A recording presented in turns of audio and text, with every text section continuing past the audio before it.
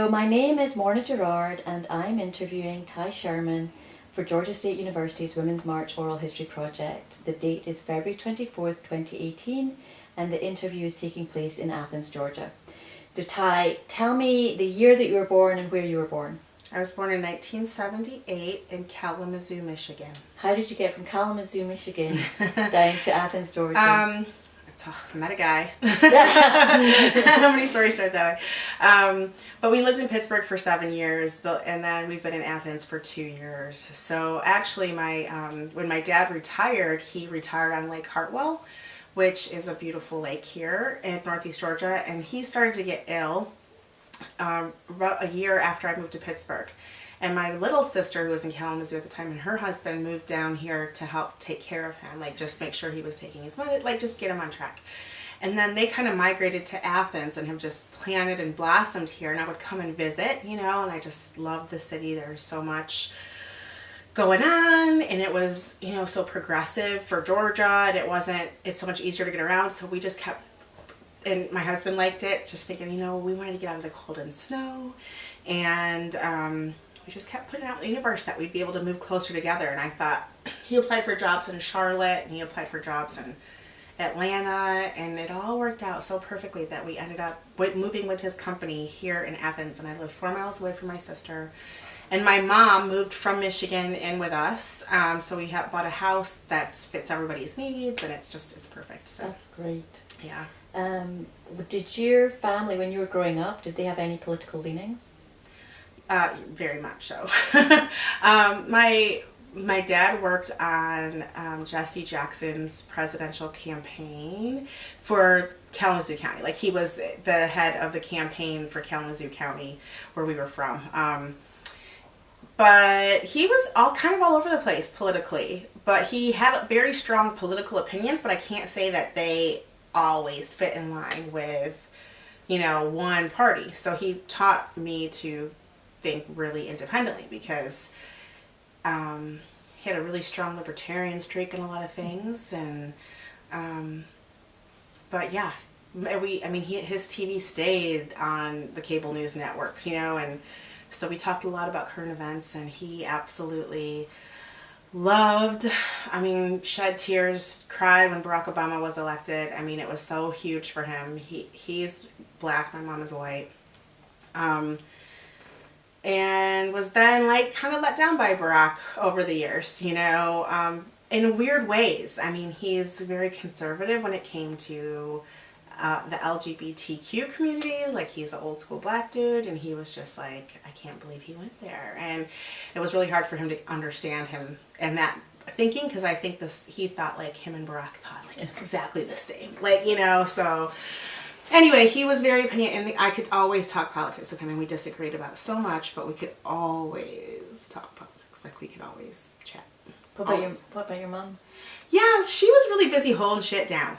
Like, my dad had the luxury to have these big conversations about stuff, and my mom was, my dad didn't do school stuff. Like, he didn't go to our school stuff. He didn't go to meeting parent-teacher conferences. He didn't cook dinner. He didn't do laundry. He didn't do any of that. So yeah, he could talk about watching the cable news and talk about politics. So my mom is extremely progressive. She's extremely liberal, and she worked on the campaign with him. She worked on the Jesse Jackson campaign with him. And she and I talk about it, but I don't know. It's kind of like we always think the same. And we do run things by each other, but we don't get into these big debates, because it's just kind of like we're talking to each other too. She doesn't have, we're so similar. But she's a Facebook warrior. She'll be out there. She's 60 something now, 6, so she's not getting out and marching, but she was happy that I did, and she watched my kids for me, while I went and did that. So yeah. What is your profession? I work for the University of Georgia. I am the Director of Development for the Lamar Dodd School of Art. And do you support a political party? I'm a registered Democrat, but increasingly disenfranchised with them. And I don't subscribe to all of their ideas, but they're the closest ones that match. So, it is what it is. Yeah. So have you been involved in any political activities yourself in the past? I ran the mayor's campaign in Kalamazoo in college. Mayor Jones. I did like the marketing and PR and campaign strategies for him and student outreach because there's Western Michigan University there. And I've gone to like a few, town halls, and I was involved with lobbying for a previous job for disability rights for Disability Network Michigan. I was the marketing and resource development director for them. So I was in the Capitol a lot, just making sure that those issues were before the legislators. So, I mean, yeah, I guess here and there. Like, I don't know. Like, when I think about myself, I don't think of myself as like a big, I don't go to Democratic committee meetings because that, I don't know. I'm not that great at playing the game a lot. Like, I just pretty much say it, and there's a lot of finesse that goes into that. I mean, I was good with things I'm passionate about, like healthcare and disability rights, and but I don't know. My family has always said, we see you running for office one day, but it's hard to see myself doing that, but. They see something in you. Maybe. Had you protested before? No. I can't think that I have. Not in that way. No, I haven't. I remember looking at pictures. My mom graduated in 1969 from high school, and I remember like looking at the pictures of her era and feeling profound sadness that I would never have anything to march for. Just thinking that those days were completely behind it. Like, look at this generation who did that, and look at their science. And like, I just remember feeling like she was so lucky that she was alive during the time when there was things to have change, and then just thinking like, oh, we've moved on from ever, like, look at how good our democracy is. Like, I remember really thinking that, like, in high school, looking at her era. And so when this came up, I was like, yeah, I'm here. Like, I want my daughter. And my mom at the time was not there at all. I asked her like about, where were you during this? What did you write about? What did you think about? And she said, I literally wrote every day in my diary about what I wore, so I wouldn't repeat the same outfit again. Like, grew up very poor. She didn't have a lot, but she tried to make sure that she wasn't engaged like that at all. It wasn't until later, like the 70s, that she became kind of socially aware. So when she was in her mid-20s, probably. So when that opportunity came up for me, when my daughter asked me, like, what did you do? Were you there? I want to make sure that she could say, I could answer that question. Like, hell yeah. And here's my pictures. Yeah, that's great. Yeah. So, tell me how you felt the night of the election. I felt betrayed by the pollsters. I mean, I felt betrayal. Like, so the election was really hard on me personally. Like, it cost me my best friend. Like, it cost me a lot of really close relationships. People I have not talked to since the day after the election. Like, my maid of honor, who was in my wedding, and it's my cousin. We're 6 months apart from each other. We grew up together. We were extremely thick, and just out of nowhere, she became this crazy Trump supporter that I didn't know who she. Like, I was just shocked that this is who she. I don't know. So we had very heated words. One of my best friends in Pittsburgh. All my whole Pittsburgh crew, pretty much. They were right, which I knew when we were there. When I was there, they were right leaning, but like, Obama was in office, so it didn't bother me because I felt like it was cool. And those issues came up, and we were able to discuss it. We were able to like have conversations and go away thinking, okay, we don't see the world the same way, but we were able to have these conversations. And then when like this wave of Trump came in, like, I could no longer talk to them. I don't know what happened, but I lost really good friends. I don't know. I'm sure it was on my part as well, but I was shocked because I think we were able to have conversations before because they hid half of what they felt. So we were able to have like, quote, conversations, but they weren't actually being truthful, where I felt like I was being truthful. And then now that all of this other shit started coming out, once they were like, oh good, look, I'm in a company of my own. I'm like, I can't be friends with you. I cannot. and that makes me so sad because now I have no friends. And so it was really hard on me. It took me a long time. I mean, I cried. I was just like betrayed by the posters. I was in disbelief. I was in shock. I stayed up the whole night, and my son has to be at like daycare by 10:30, and I called and I was like, we're not going to make it by 10:30. And when I got there to drop him off, it was like, I took like a half a day. I got there probably about 12:30, and like the daycare administrator kind of like wagged her finger at me for being late, and I just went off on her.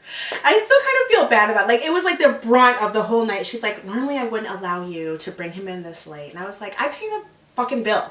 Like, it was a little thing, but I feel like I mischanneled what we're friends now. It was hard. So like, it was just this emotional, I was terrified. I was so scared. I just remember, all the negative feelings you could think of: betrayal, fear, shock, disbelief, incredulousness. It was awful. At what point then did you decide you're going to go march? Pretty much as the minute I heard about it. And one of my friends from my daughter's school said, it came out pretty fast. Like, the day after his inauguration, there's the Women's March. And there's one in DC and one in Atlanta. And we kind of I went with a group of moms from that school and another colleague of theirs. And Atlanta was the best one for us with having young kids. And we didn't want to bring our kids. We didn't know what to expect, so we didn't bring the kids. And we weren't going to go to DC, so we decided to go to Atlanta. So, like, pretty much as soon as I heard about it, which was fairly quick after the election. Yeah. So did you go down in cars or by bus, or how did you get there? We drove to the MARTA. Like, we drove and parked and then just rode the MARTA in and got off, and it was awesome. There was people on the MARTA. Like, I have video of the signs, and, just the MARTA was completely packed. It was like a Subway New York or something. It was just I've never seen it so full. So it was, yeah. And we were all there with the same spirit, and it was. How many of you were in your group? There was 4 of us. And how many people did you expect to turn up? Did you I have any did not. expectations? No, I figured a big crowd, but not like what there really was. Not like what turned out. So tell me about your journey. What time of day did you have to get up early to head in? Yeah, we made, like, I started making the signs. I made the signs for our group, the week before, whatever, put them together. Yeah, we met at the house fairly early. 6 or 7, just to make sure that because I think it started at 10. Those details are a little fuzzy, exactly the timing, but, yeah, and then we chatted the whole way. We had a good camaraderie. There was 3 of us who knew each other, and then one person who I didn't know at all. I drove in and parked, and we rode the MARTA together, And you said you made signs. What did your signs say? One said "Fight like a girl." One said build a wall around hate, intolerance. Like, it named all these things that you should build a wall around. One said the women's places in the resistance, I think. I have pictures of them on my phone. I can pull it up. Okay. And there was another one. I can't remember.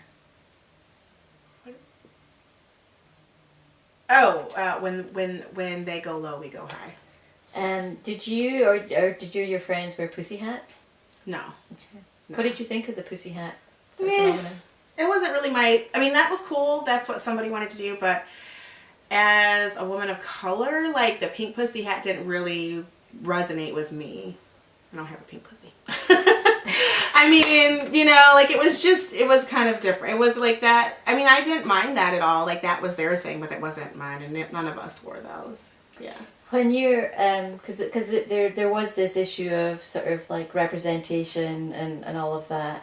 When you were at the rally and the march, was it all white women, or did you see other people, other groups represented? It was mostly white women, and my experience at the march was wonderful. But there was definitely, I also had like Black Lives Matter, because I'm like, if we are going to be talking about this, let's talk about it. And the group of women that I was with, like, there was a couple of people who would like chant Black Lives Matter, and I would also chant Black Lives Matter, but they wouldn't. They weren't comfortable doing that. They were not comfortable saying that out loud. And they were very progressive women, but they just couldn't. They weren't comfortable saying that. And I can't blame them for that. That's where they were. But I also feel like if there was ever a time to embrace it, like, it was then, right then and there. And Angela, actually, I tell her how important it is to me, how much it means to me that she has her signs up as a woman of color, to see a white woman proudly proclaiming this, because it's become this, lie. It's just become, this such a negative connotation for some folks, and lots of other white people are easy for them to brush it off. So it means a lot to me, and it would have meant a lot to me if the women that I was marching with and I'd given a ride to came to my house, a Black woman's house, was able to join with me to say Black Lives Matter, your life matters as well. So, but they weren't able to do that. So that kind of always sticks there. It's a little, But and yeah. So I think there is a definite difference between a white feminists movement and a Black feminist movement. Yeah. So you talked about chanting. Mm-hmm. Other than sort of like, you chanting Black Lives Matter, were there other chants that you... This is what democracy looks like, my body, my choice. I was happy to scream all of those things. Was there any one or couple of issues that were really important to you specifically? Like, this is why I'm here?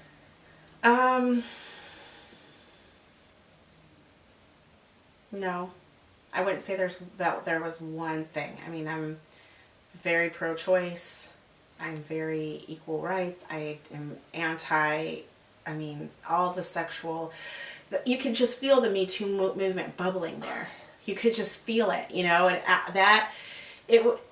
Trump's whole thing just reminded me of my own sexual trauma. So I think I was there for myself, like, I can't say a bigger isse, but just like my shit, like, just to go ahead and, I don't know, claim, march on behalf of my own stuff. Mm-hmm. That he was so opposite of me, like, just to show up for myself. It sounds very selfish, but yeah. I think there were a lot of people doing that. Yeah. But I think in some ways that created a very, like, I don't know if it's a subtle or not so subtle, strong bond with, like, everyone who, we... Yeah.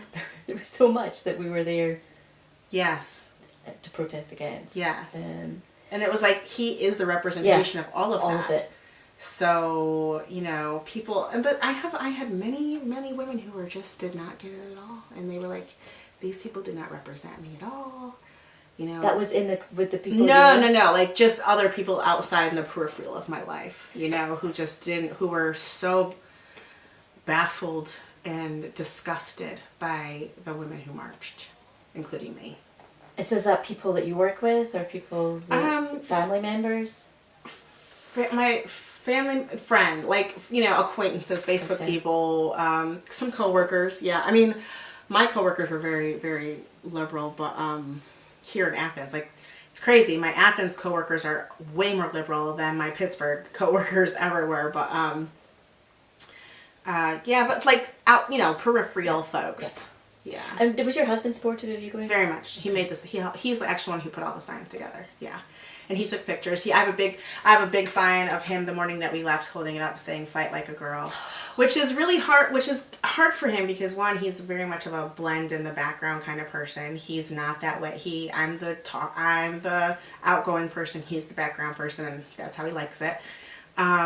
His family is really conservative. Although I'm only saying that because they've never commented on any, like, I'm assuming that, but I think they're almost apolitical or like, but if they are, They're white. He's white. My husband's white. In a very conservative town, in a very, so I would imagine, I mean, anyway. So yeah, but he was very supportive. That's great. Yeah. Um, Although he was raised by his grandfather who's 96 years old, and his grandfather is very of that genre, and his personality is predispositioned to be a chauvinistic person, and then he's of that generation anyway, so my husband has to like actively fight against that stuff. Like it's there in him, like he'll say things and I'm like, you can't say that shit anymore. But yeah. Were you there for the rally, for the speakers? I couldn't hear. I mean, we were around the area, like where we were supposed to be, when we were supposed to be, but when you couldn't get close enough and you couldn't hear, we just heard like shouting every now and then where some people close had heard what they said and were able to, but no. So it was really more a lot of milling and a lot of chatting with the people who were next to me, wherever we happened to be on the route. The police officers along the route were great. I was going to ask you about that. Yeah. How were their interactions with the public? They were great. There was one point they were chanting, handing out water to the workers. Yeah, giving us high fives as we walked past. Great, because part of the issues you're protesting are them too. Yeah. And police brutality. But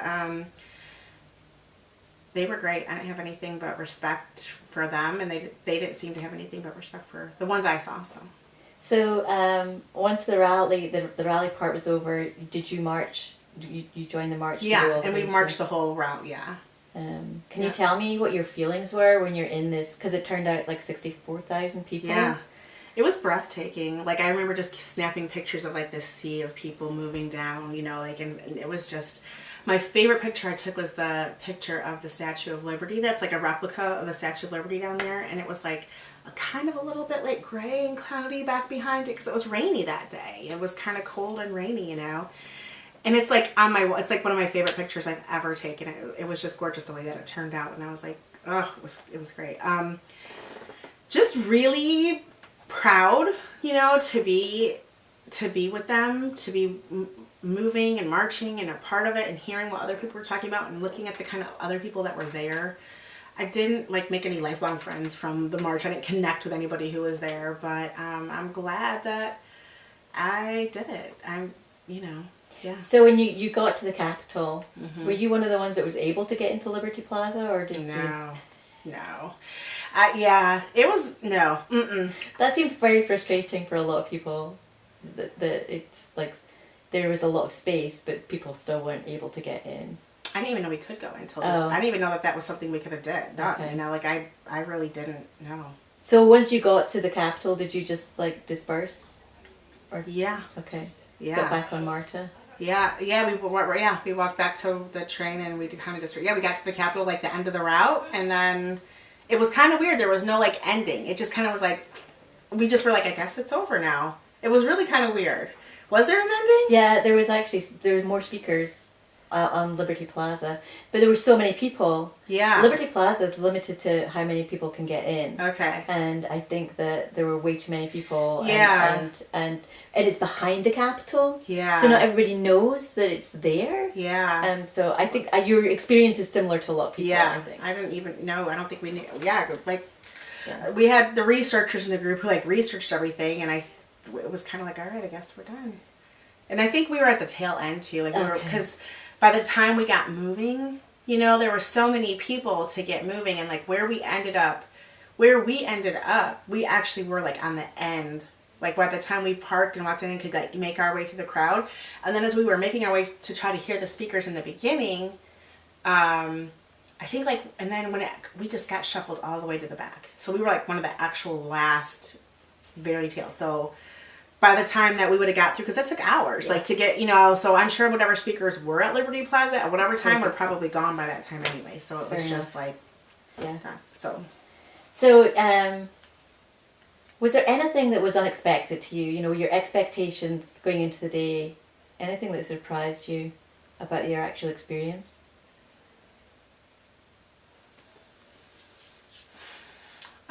Seeing the police officers be supportive and happy and smiling, where it was nice.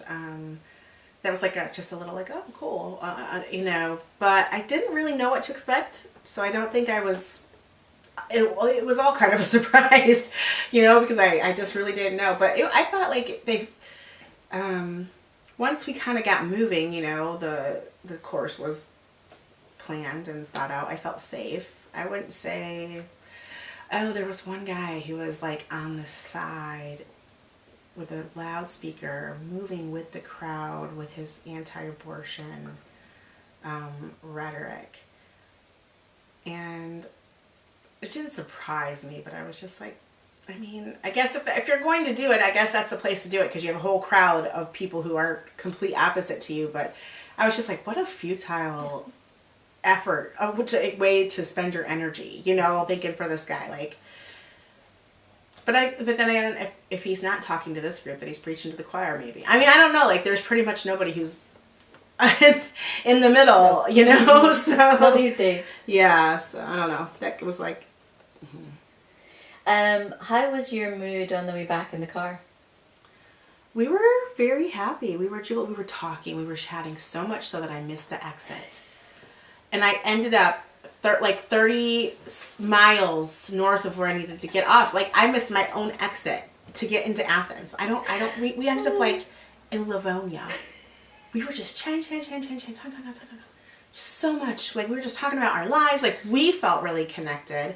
And I still feel close. The one of them I had never met was like I said, a friend's husband's coworker. And she heard we were going and didn't have people to go with, so she wanted to go. The other moms I'm really close with still. One moved back to England, so she's gone, and the other one I don't see that often, but on Facebook, because my kid moved out of that school. So like we don't have, but I still do feel really close with that. I'm like, yeah, we did this together, you know. It's kind of it was a big deal. Yeah, it was a big deal. Yeah. When you got home, did you talk to your daughter about what you've been doing? Did she? I mean, she's very young. Yeah. Yeah. My husband, of course, he's jokey. He was like, did you guys get up? He's like, your mom was busy shouting. I don't even know. It was late, like, by the time we got back, so they might have even been asleep. He was like, your mom was shouting all, because my voice was a little raspy. And he's like, your mom can't talk because she's been busy shouting. Hell no, we won't go. Hell no, we won't go. Hell no. And I was just looked at him like, that is not what we were shouting. You know? And then I chanted. I did the chants that we did do. Tell me what democracy. And I would have her do that, and I would do the call and answer. So she marched around the house, I think, with our signs that were left, like, just, you know, doing it. But she probably has no clue about it, to this day. It was kind of like a fun thing that we, But you'll make sure she understands as she's growing up. Yeah, yeah. And I make sure she understands, and I have friends who are really good about trying to be neutral about, so that their kids can make their own decisions about things. I was not raised that way, with my dad, so it's going to be hard for me to do that. You don't have to. Yeah, I know. I always feel like that's such a nice thing to do for your kids. Like, let them make their own decisions, but I would be devastated if I ended up with a Republican conservative kid. Like, I don't know. That would be just so crazy for me. I would, yeah, so. So, since the march, have you been involved with any of the, like, indivisible groups or letter writing or anything like that? Yes, I am in Together We Will in Athens. I am a creeper. I don't post a lot, but I read, and especially when something important comes up, like, I called every day everybody that I could about Betsy DeVos. I was really, because I'm from Michigan and I've seen her work in Michigan, and I was really against that. And so whenever something comes up on that page, like, hey guys, this is who you call, I definitely read the post. I don't post a lot. I mean, I have a 5-year-old and a 2-year-old, and I work full time, and an aging mom who lives with me, and I just don't have the time to like, but I like to try to keep up on it, and when something really comes up, but I gotta say, I'm a little, like, fatigued too, whereas it just doesn't seem to matter, and I don't understand how these people are holding us hostage when it seems like there are so many more of us than them, but I realize that's probably my bubble that I'm in too. But I mean, even when you look at the numbers, like the numbers of how we got elected and this very small amount versus, I'm like, I realize it does matter, but it's also fatiguing sometimes, and it's just rejection. What would your piece of advice be to anybody who's like in the same position where you are fatigued? What can you do to counteract that? I guess you just have to pick your battles. That's what I say. That's how I feel. Like there's things that gun control, obviously right now, I am very vocal about. So education and gun control were really important to me. The other things weren't that. I mean, it's important, but it wasn't enough for me to start making calls and writing emails and signing petitions over. So yeah, you can't do everything. Yeah, you can't. So since we now have this administration, Mm-hmm. and it's been more than a year, as things have been unfolding about every day there's something new. Yeah. Is there anything that's like just kind of hit you like it can't get, it's like this is the worst thing about this administration? I mean, it's every day something new. Every day I am surprised by the ignorance and the foolishness and the willingness to just so blindly believe the rhetoric, and every day I ask myself, is this how they felt about Obama? Like, how could, but it just seems like the facts, if you just look at the pure facts, and I don't understand how facts don't matter anymore. And, but then I question myself a lot too. I spend a lot of time wondering how it could be so different. I spend a lot of time trying to figure out how they see what they see. Am I warped? Because I want to look at things really clearly, and I want to be objective, and I want to be not right on the subject. I don't have to be right, but I want to be like, I want my vision to be right. And they are so far off that I always wonder, like, is it me, So I spend a lot of time trying to come at the issues from their side of view. Like, how must they feel? How must they have felt when Obama was in prison? Like, what were they? So I don't know why I spend so much time, but because I try to figure out how I and someone else can read the same and think and see something so different. So it's so, no, I don't know to answer your question. Like I for self-preservation, like I can't like filter through it all, and it's like all one big nightmare right now. Yeah. Instead of like, I mean, it's all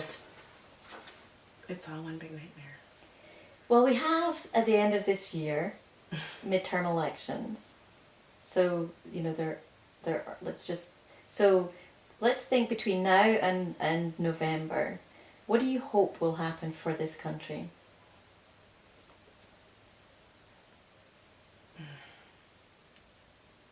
Between now and November, mm-hmm. What do I hope will happen for this country?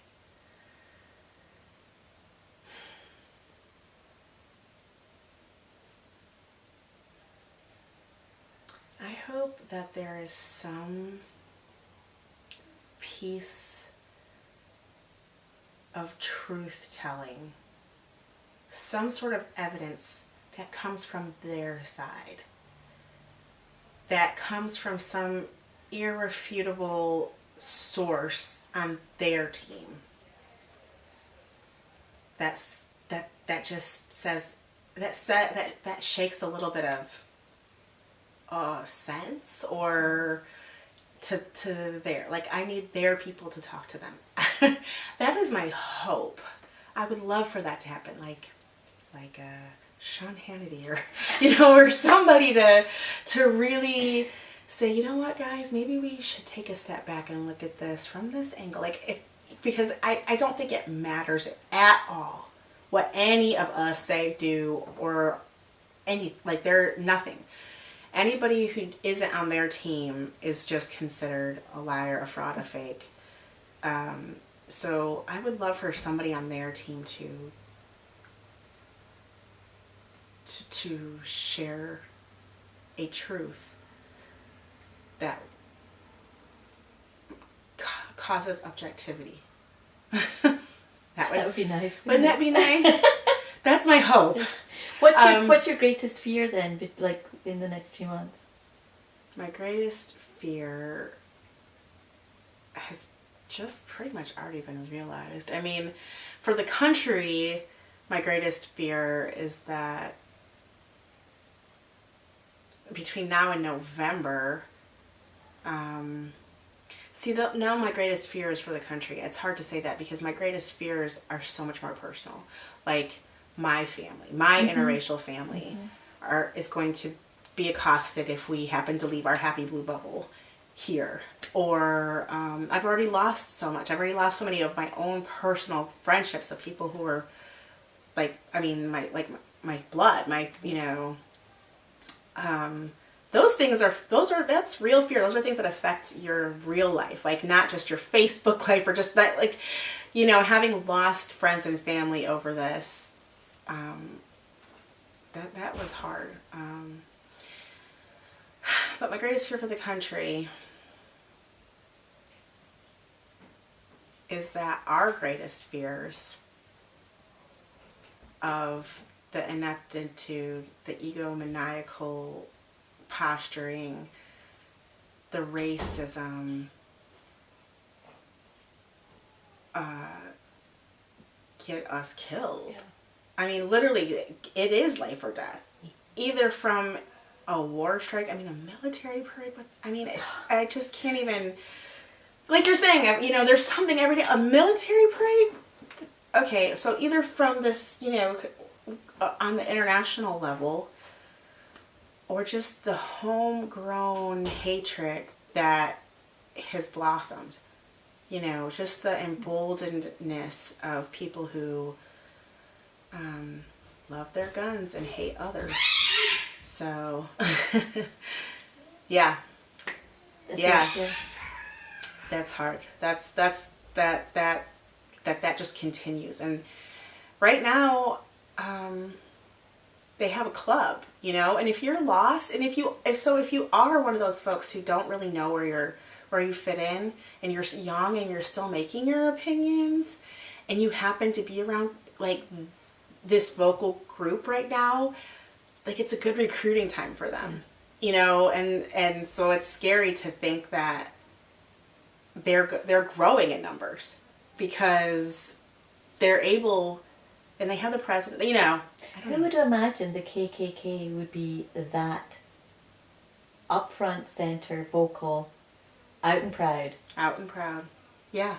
Out and proud. Effort. Moving forward. That was meant to be history. Yes, exactly. That's what, I really did for a long time. The late 80s and early 90s, before I was kind of out on my own as a woman of color, I was surrounded in this little bubble of, I grew up in a white town, white school, but there were shows like The Cosby Show, A Different World, there was just images on TV that were positive, and I just thought, like, it's only going to get better, with the hip hop and like the way that, that was embraced cross culturally, and there was a lot of mixed kids being born, and I just thought, this is like, it's only gonna get better. And my dad, he was in race riots. He had this whole racial history, and I just was like, I distinctly, most of my life thought, wow, they had to live through that, and I'm gonna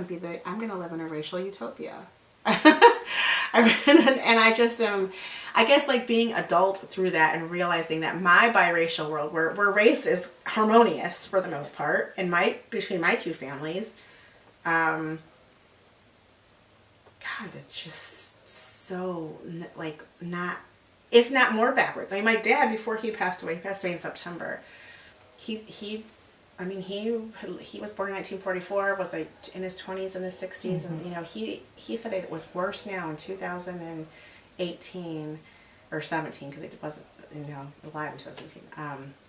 than it was when he was a youth fighting for these things. When he had to, and during segregation, he said it's worse now than when he had to drink out of a colored only drinking fountain. Which is like, that's just terrible. Yeah. And I think that's one of the hardest things, because I think we all thought we were moving forward. Yeah. And I think this has been a real reality check on all of that. Yeah. Because this stuff is always there. Yeah. And it's much more blatant now. Do you think over time, because I think this will have, my hope is that this will cycle past. But do you think that this whole experience will force us as neighbours, as friends, as a nation, to really look at who we are and find a way past our prejudices and our, I do. I really do. I thought it was going to happen in my lifetime, but I think that we're just beginning our labor. I mean, I kind of feel like I've given birth twice, and I feel like I'm in labor as a country, the labor pains and what you have to go through. I feel like we're just laboring real hard right now.